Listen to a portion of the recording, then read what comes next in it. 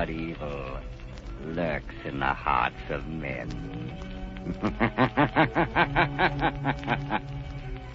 The shadow knows.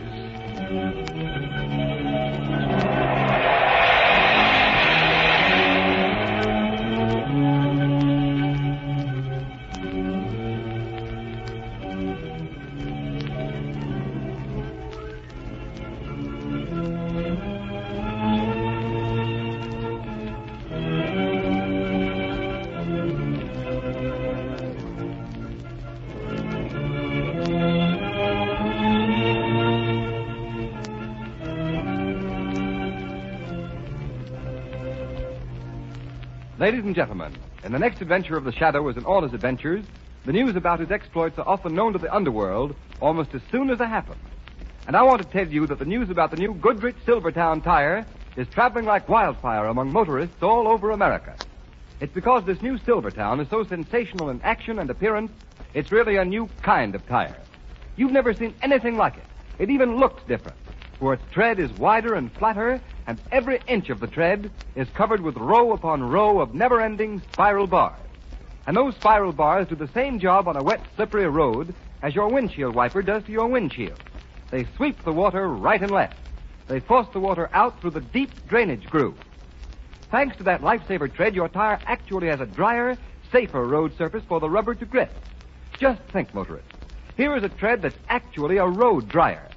No wonder the new Silvertown will stop you quicker and protect you against the dangers of skidding as never before. And here's a sincere and friendly tip. Don't fail to see and drive on the new Goodrich Silvertown the very first chance you get. Get a free demonstration. Take it from me, you'll get the driving thrill of a lifetime. And remember, only the new Silvertown offers you two great life-saving features. Lifesaver tread skid protection and the famous Golden Ply blowout protection at no extra cost.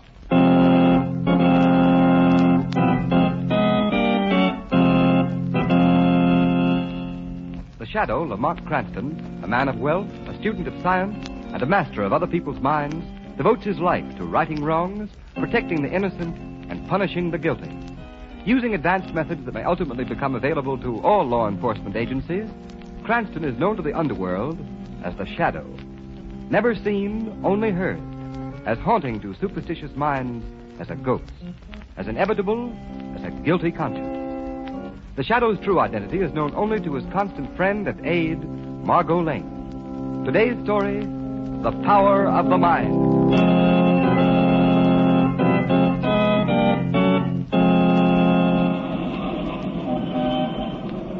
Paper, evening paper, mister, laboratory of famous chemist Rex, discoverer of new mystery, explosive missing, paper, evening paper.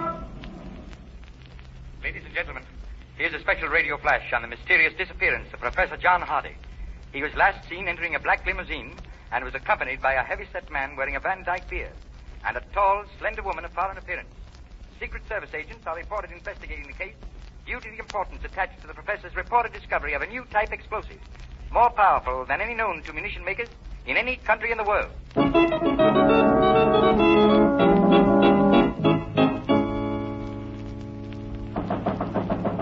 Come in. Come into my cabin, dear Countess Ada. Well, Richter, has your very stubborn and courageous American inventor talked? Given you the formula for that high explosive he so determined shall fall into no other hands save his own government? No, but he will. He can't stand much more of Ivan's treatment with the whip. Be careful. Too much torture can destroy the mind, and if Professor Hardy's mind snaps, you will never get the formula, because we know for certain he has never written it down. I know. I have warned Ivan to be careful. Ivan's idea of care is to see how close he can come to whipping a man to death without actually doing so. Why do you keep that big brute as a bodyguard? He has the mind of a child. In our business of espionage, Countess Ada, it is often useful to have servants who cannot think for themselves. Besides, Ivan is rather cunning in an animal sort of way. Stop. Listen. I can't stand anymore. I can't. Don't hit me again. Did you hear that? Success at last, my dear Countess. I think Professor Hardy is ready to give us the formula. No. Don't hit me. I'll tell you where I hid the gold. I found it, but I hid it. I found it at the end of the rainbow. And I hid it. I hid it. But I'll tell you. Richter, I warned you. His mind has snapped. Ivan, you fool. I told you to be careful. Give me that whip. I told you. I don't strike him hard. I don't. Oh, stop it. What good will it do you to beat Ivan? He doesn't even feel it. It's your fault. You should have watched him better. So you're telling me what to do, are you, Countess? It's about time someone did. You've certainly bungled this. Now how are you going to get the formula? The man's out of his mind. No amount of physical torture can make him tell us. I'll show you where I hit the gold. Take him back down to the hold of the ship, Ivan. I obey. Come, Professor. Come with me. It's at the end of the rainbow, the gold.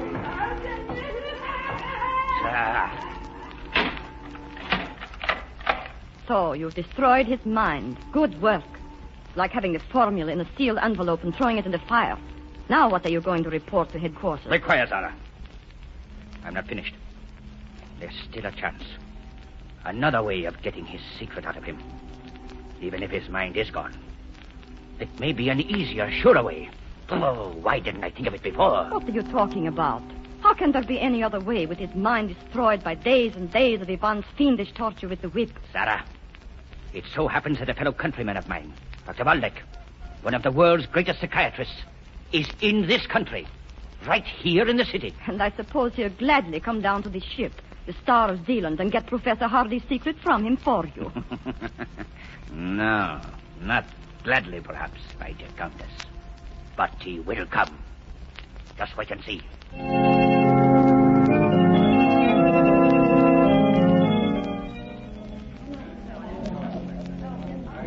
I enjoyed your lecture very much, Dr. Waldeck. Our club has been honored tonight. Thank you, Mr. Cranston. You are a scientist interested in psychiatry? Well, in a way, Dr. Waldeck, I'm really only an amateur criminologist. So, then perhaps you could tell me something of this remarkable man I've heard so much about. Even before I made this trip to America, a man called the Shadow. The Shadow? I'm afraid not, Doctor. No one knows very much about him. What have you heard? Oh, a great deal. I understand he is a master of mass hypnosis, of method suggestion. He has you criminals and police quite baffled by his ability to appear in a room crowded as, let us say, this club of yours, and yet remain unseen. You seem to have no doubt of the Shadow's existence, his powers, Doctor. Oh, none whatever, Mr. Cranston. In fact, I should like to meet this Shadow. But then I suppose I should have to commit some crime in order to do so, and I wouldn't care to carry my scientific research quite that far. I think the Shadow would enjoy meeting you, Doctor. You have much in common.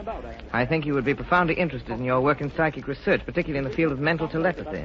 You know, it might be interesting if you and the Shadow could make a test of thought transmission with a purely mental telepathic method. It would indeed. This Shadow, from what I hear, he has little time for theory. He deals mainly in the harsh realities of criminal investigation. Yes, but the two pursuits are not as far removed from each other as some persons seem to think. Message for Dr. Waldeck. Dr. Waldeck. Right here, John. A message for you, Doctor. Here you are, Doctor. The gentleman and the lady are waiting outside in their car. Oh, thank you. That's unusual. Most unusual. Is there any answer, Doctor? Answer? Yes. Say to the Countess I will come immediately. All right. I will do what I can.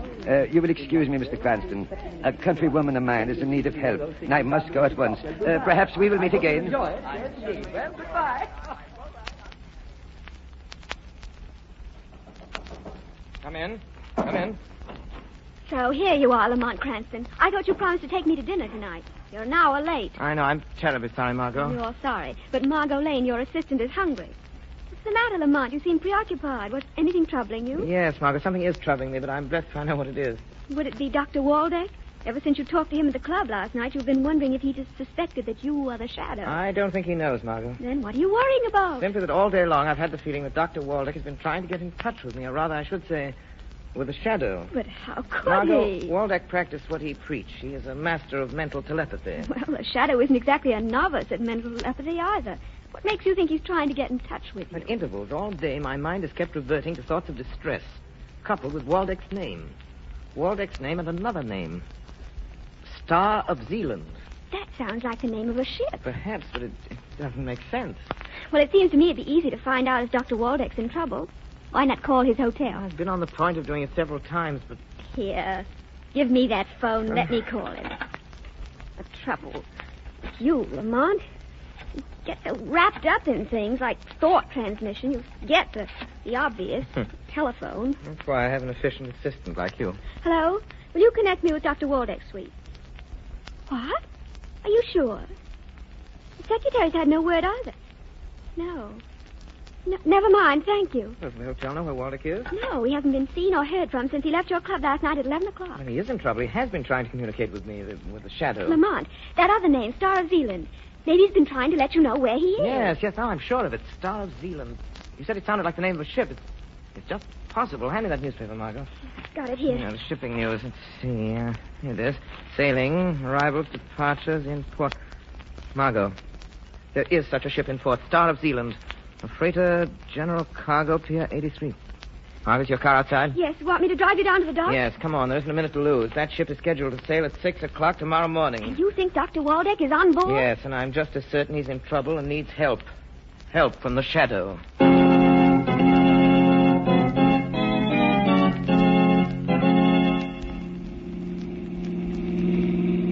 That must be the Star of Zealand over there, Lamont. Just a couple more blocks, Margot. Wouldn't it be better to let the police investigate? You have so little to go on. You can't even be sure there is anything wrong. If I can't convince you, Margot, what chance do you think I'd have of persuading the police to board a tramp steamer and search it for a man not even reported missing? But how on earth would you search a ship without help? It would take hours. It won't be necessary. I'll know if there's anything wrong if Waldeck's there. 5 minutes after I've walked on the gangplank. Because I'm going aboard as the Shadow. We're nearly there.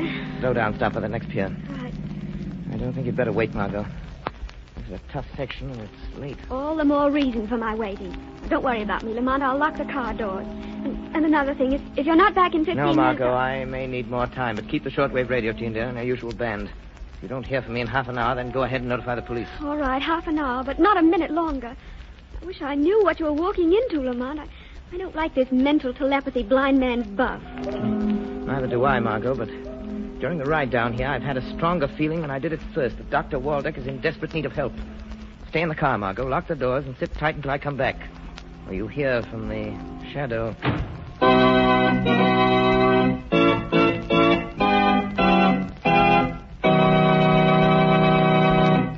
Ladies and gentlemen, we'll be back with the Shadow in a moment to find out what new spot his enemies have put him on. But first, here's a word of advice to every motorist. Don't let wet, skiddy pavements put you on the spot. Beware. How fast can you stop? Will your tires slip or grip? Don't gamble. And motorists, if there is one tire that has taken the gamble out of skidding, it's the new Goodrich Silvertown with the Lifesaver tread.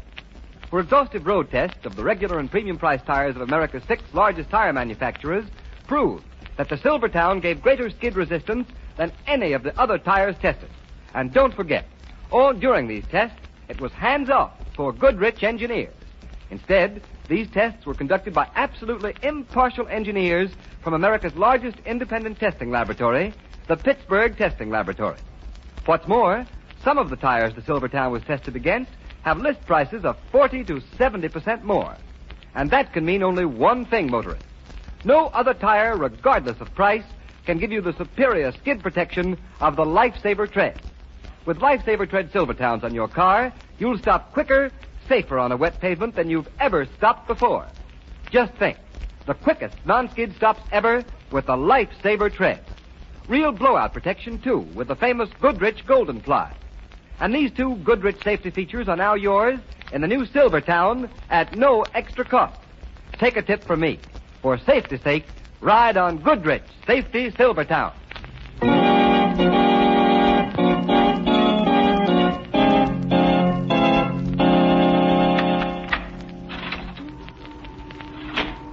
Well, my good Dr. Waldeck, what success have you had with our stubborn mental patient, eh? None, Victor. Come now, Doctor. You've been here on the Star of Zealand since last night? Not by my choice. I admit that. But surely you, one of the world's greatest psychiatrists, are not going to allow a deranged mind to stand between you and your chance of leaving this ship alive. It is impossible, I tell you. Only one thought dominates the mind of Professor Hardy. If you had not allowed your servant to unmercifully beat him, it would not be so difficult. I did not come down here to listen to excuses. I want that explosive formula from Professor Hardy. And I mean to get it. Now. Very well. He is there in the bunk, sleeping. Perhaps you could succeed where I have failed. You haven't failed. You haven't tried to penetrate his subconscious mind. But you're going to try. Devon, come here. Bring your whip. The whip failed you once, Victor. It will fail you again. You brought me here against my will. But neither you nor that brute and his whip can make me reveal the secret knowledge of that man's mind. A secret he sacrificed his reason to keep from you. We shall see if you have the same courage and determination as Professor Hardy. Ivan. I am ready. Very well, Dr. Waldeck. One last chance. Get Hardy out of that bunk. Question him. Use the method you so eloquently described at your lecture last night. The method used to penetrate the subconscious of amnesia victims. No, I refuse. The possession of Professor Hardy's formula, the formula of the most powerful explosive ever known, is vital to our country. Your country, Dr. Waldeck. If you refuse, you are an enemy of your people. I am a man of science. My nationality was an accident of birth. You are a traitor. In your eyes, perhaps. Just as in mine, you are a common thief. Hold your tongue. They cheat. Do as you're told. And they coward. Ivan, the whip. We'll see who is a coward. Yes. Mr. Richter, you didn't touch him. What's the matter with you? Why did you throw the whip away? Something touched me. Knocked the whip from my hand. You're crazy. You dropped it. Get it. No, I swear. Something knocked it from my hand. Pick up that whip, I say. Pick it up. But, Mr. Richter, the whip, it moves. It moves like a living thing. Like a snake. Oh, that is it, Dr. Waldeck? Trying to save yourself by fogging Ivan's mind. Making him see by hypnotic trance. Whips move like snakes, sir. Well, I'll show you. I can use a whip, too. Stay where you are, Doctor. Or do you think you can stop me pulling the trigger of this gun? Your servant is not imagining things, Richter. He is not seeing things which have not happened. He is not hypnotized. Something knocked the whip from my hand. I swear. Did you hear that? Laughter, like the laughter of Satan. Someone here. You fool. You heard it too, you heard it. Yes, your master heard it. The shadow. You heard my appeal. You have come. The shadow. Then it is possible. Telepathic communication between two minds, far removed, without mutual concentration of thought. Yes, Dr. Waldeck, a theory is being proved, but a fact remains. Is this another of your psychic tricks, Doctor? Richter, surely your activities in espionage have brought you in contact with those who have warned you against the shadow. The shadow? So you are the shadow? Waldeck got word to you, did he? Yes, but in a manner beyond your comprehension. Hey, man, get out quick. Close the iron door. Don't open it again until I order it. Yes, I obey. Your gun is trembling, Richter. Dr. Waldeck was right. You are a coward. At least I don't hide in shadows. So, you've come to save Dr. Waldeck, eh? I came here in answer to his call for help, but now that I'm here... Now that you're here, Shadow, you will remain. You have walked into a trap. A trap that will hold you until I am ready to deal with you in my own way. You and Waldeck and Professor Hardy there. You, Shadow, may even be useful in the event that the good doctor fails me. Hello? Captain, Victor speaking. Yes, sir. Order your crew to the post. Cut off. We sail at once. But it is not 6 o'clock, sir. Obey my orders. We sail at once. Yes, sir. As you command. Ivan, open the door. Don't waste your time in trying to get out of this hole here. Even you cannot walk through steel doors, Shadow. In a few hours, we will be at sea, and you'll be beyond help.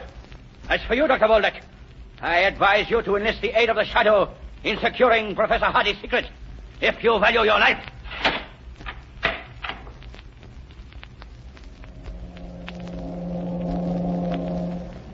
Yes? Come in. You're getting underway, Mr. Richter. Are there any further orders? Yes, Captain. As soon as we are at sea, I want half a dozen of your best men. Arm them with rifles and revolvers. Have them report here to me. Yes, sir. Why are we leaving so early? Oh, good morning, Captain. Oh, Countess. Beg your pardon, but have you been in your cabin? I haven't left it until now. Why? Why do you ask? What's wrong? Well, speak up, man. A young woman was seen coming on board just before we cast off, sir. What? Are you sure? Yes, sir. My second mate mentioned it, but thought it was Countess Zara. It couldn't have been. Captain, take every member of your crew you can get. Search the ship. Find that woman and bring her here. Yes, sir. We will find her if she's aboard.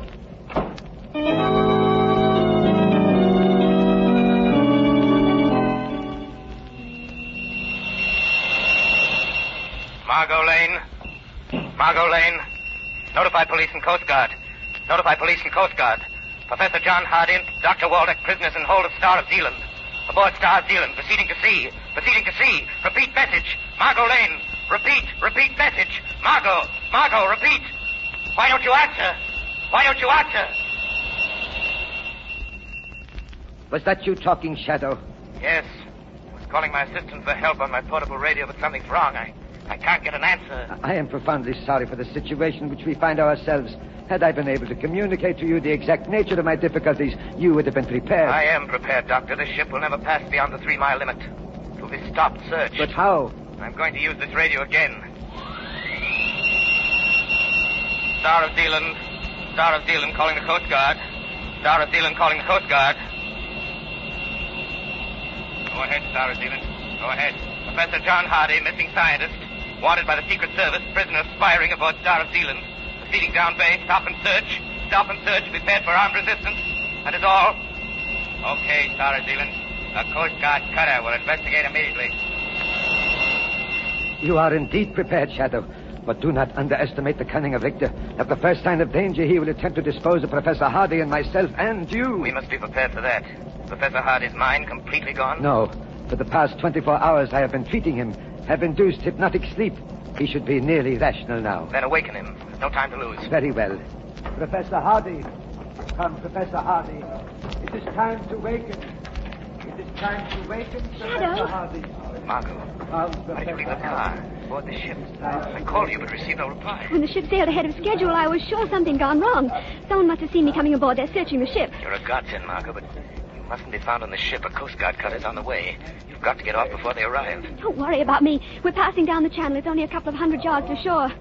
Oh, why, Dr. Waldeck is here. He was aboard. But who's that other man? Professor John Hardy. But quick, Margot, get off the ship. You've done more than enough just opening the steel door. All right, Shadow. Don't worry, I can swim 10 times that distance. There's a cargo door open on the port side. Dive far out, Margot. And Margot, be careful of the suction of the propellers. Good luck. Come, Professor Hardy. Come, Professor Hardy. Thank you. Thank you, Doctor. But, what has happened? Where is this Richter? We are still on the ship, but help is coming. He is very weak, Shadow. Shadow, the door, it is open, but how? Don't stop until you find the door. You must come with me. The door, it is open. They have escaped. Doctor, get back behind the door, out of sight. Hey, that girl, she opened it. But they can't get off the ship.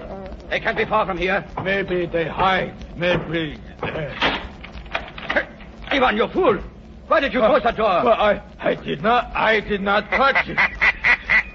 Now, Richter, it's you who have walked into a trap. So, you didn't have time to get away, Shadow. Mr. Richter, the doctor, the professor, they are here. Yes, so. You like to have what you Americans call the showdown. Very well, you shall have it. After I communicate with my captain. Captain. Yes, sir. Quick. Your men who are searching the ship, send them to this hold at once. Immediately, sir. And now, Shadow, we shall deal with you. Ivan, watch the good doctor and the professor.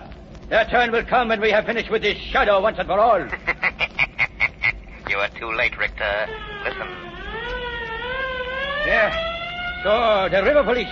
Well, let them come. Before they can board us, there will be no trace of any of you. Perhaps your captain is not so sure. He's calling you over the speaking tube. Yeah? Hello. Coast Guard cutter off our port bow, sir. She has readied us to hold for search. Order full speed ahead and get your men down here. But Quick. we are not beyond the 3-mile limit. Carry out my orders. Full speed ahead. Yes, sir. Desperate measures, but they will fail, Richter. They will fail. That was a blank, a warning. Your captain is being sensible. He stopped the engines. Let them come. Let them search the ship. They'll find nothing. Nothing. Because I'm going to shoot you. They'll never think to look for bodies in the ballast tanks. My gun! No, Richter. You're not going to add murder to your list of crimes. Ivan, quick! I've got hold of the Shadow here. Take my gun. It's on the floor. The Shadow's here between me and the wall. Shoot him. No, there is nothing there. I see nothing. Shoot him. You are mad. Shoot him. Mad. I go. Dr. Waldeck, the gun. Pick it up.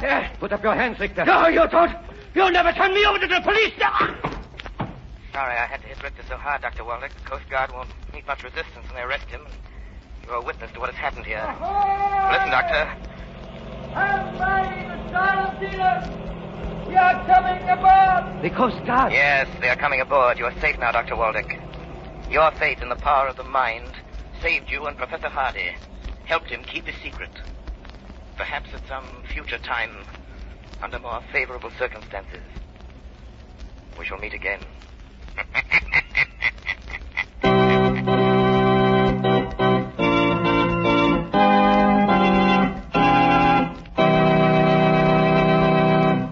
You have been listening to a dramatized version of one of the many copyrighted stories which appear in the Shadow magazine.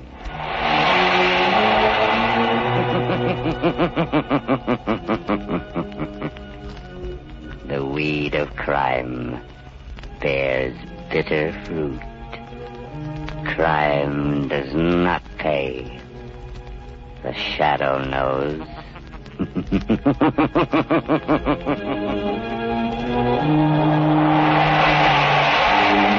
All the characters and all the places named are fictitious.